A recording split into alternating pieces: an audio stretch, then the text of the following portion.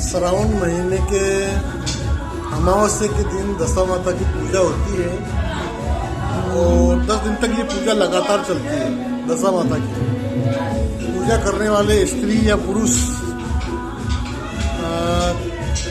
कलेवे के 10 तार के धागे के अंदर 10 गांठें बांध के उसको कलश पर लपटते हैं और 10 गांठें लगाकर 9 डोरे कलेवे के, एक डोरा अपने कपड़े का, तो उसको अपने हाथ में या गले में व्रत करने वाला धारण करता है और 10 तार का धागा कलेवे का, उसमें बड़ी बड़ी गांठें लगा के 10 गांठें तो वो माता जी के सामने रखा जाता है, जिससे कि व्रत करने वाला हर आरती के बाद एक गांठ रोज खोलता है दशा माता का। इस प्रकार से 10 दिन तक लगातार दशा माता की पूजा चलती है और दशा माँ 10 दिन तक की पूजा के अंदर छोटा बड़ा चमत्कार हर किसी को किसी न किसी रूप में देके जाती है।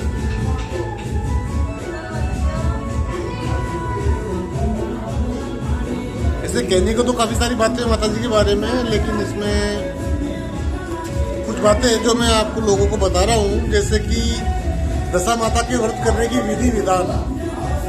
ये व्रत आषाढ़ के कृष्ण पक्ष के अमावस्या के दिन यानी दिवाया के दिन से शुरू होता है।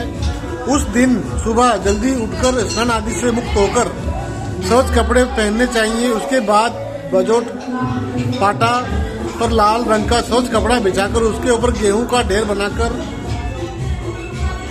दशा माँ की मूर्ति या फोटो रखकर, वह ना हो तो मिट्टी की सांगनी बनाकर रखिए, क्योंकि सांगनी माता का वाहन माना जाता है। सांगनी मतलब ऊंट, उसे गुजरात में सांगनी बोलते। बगल पास में एक तांबे का कलश की स्थापना की जाए। सूत के 10 तार धागे लेकर उसे कुमकुम में डुबोकर 10 गांठ बनाकर तांबे के कलश पर बांधिए तथा सूत के 10 दूसरे 9 तार धागे, एक तार अपने कपड़े का, वस्त्र का, इस प्रकार कुल 10 तार धागे रस्सी बनाकर कुमकुम में डुबाकर अपने दाएं हाथ में बांधिए। माता जी के पास घी का दिया तथा अगरबत्ती जलाई जाए। जहाँ तक व्रत की विधि पूरी ना हो तब तक दिया जला रहे, उसका ध्यान रखें। फिर माँ के नजदीक बैठकर हृदय से माँ की स्तुति जाप कीजिए। बाद में घर में किसी सदस्य से दशा माँ की वार्ता पढ़ाई जाए। उस समय दरमियान व्रत करने वाला मन में जय दशा माँ बोलिए। दशा माता का प्रसाद। दशा माँ के व्रत की विधि पूरी होने के पश्चात माता जी को प्रसाद चढ़ाया जाए। बाल्टी वाली बच्चा प्रसाद में 100 ग्राम गेहूं का आटा, गुड़ तथा शुद्ध घी डालकर चूरमा बनाकर नैवेद्य करना चाहिए। ये प्रसाद ना हो सके तो केवल गुड़, शक्कर या मिश्री के प्रसाद का नैवेद्य किया जा सकता है। आरती करने के बाद तथा थाल गाने के बाद माता जी के नैवेद्य को प्रसाद बांट दिया जाए। उपवास। जब व्रत करने वाले को तन मन पवित्र रखकर दशा माँ का पूजन करना चाहिए। उस दिन निराहार उपवास कीजिए और यदि निराहार उपवास न हो सके तो 1 जून भोजन कीजिए। फलाहार भी किया जा सकता है। रात को थोड़ा बहुत समय जाग कर दशा माँ की स्तुति, भजन तथा माँ के जाप का रट किया जा सकता है। व्रत की समाप्ति। 10 दिनों तक इसी तरह व्रत कर 11वें दिन पाटे पर जिस मिट्टी की सांगनी की स्थापना की हो उसका पूजन कर सांगनी को नदी या तालाब में विसर्जित कर दीजिए। बाद में शक्ति अनुसार दान दीजिए। पाटा पर बिछाए हुए गेहूं चावल ब्राह्मण को दीजिए। वस्त्र दान या सौभाग्य श्रृंगार ब्राह्मणी को दीजिए।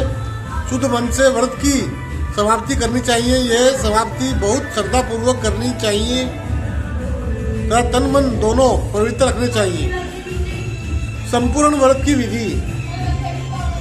माँ दशा माँ का व्रत ऊपर दिखाए अनुसार 5 साल तक किया जाए तब उसका व्रत पूर्ण माना जाता है।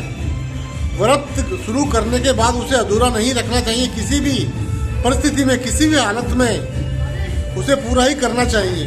5 वर्ष तक यह व्रत करने के बाद उसकी समाप्ति कर देनी चाहिए। व्रत समाप्ति उजुनी के समय यथाशक्ति ब्राह्मणों को भोजन करवाकर उन्हें अन्नदान वस्त्रदान दीजिए। दान में सौभाग्य श्रृंगार दिया जाए तो उसका सहस्त्र गुना लाभ फल मिलता है। दशा माह की पुष्टि का व्रत करने वाली बहनों को दी जा सकती है। आर्थिक दृष्टि से सदर सुखी हो तो उसके द्वारा चांदी या रूप की तांबे की सांगनी बनाकर उचित ब्राह्मण को दान में दिया जाए। यह व्रत करने पर दशा माँ की कृपा मिलती है, स्थिति सुधरती है, बदलती है, बुरी दशा बदल जाती है तथा दशा माँ की कृपा से बहुत सुख शांति और समृद्धि मिलती है। माँ दशा माँ पर जिसकी जैसी श्रद्धा उसे वैसा फल अवश्य मिलता है। बोलो दशा माता की जय।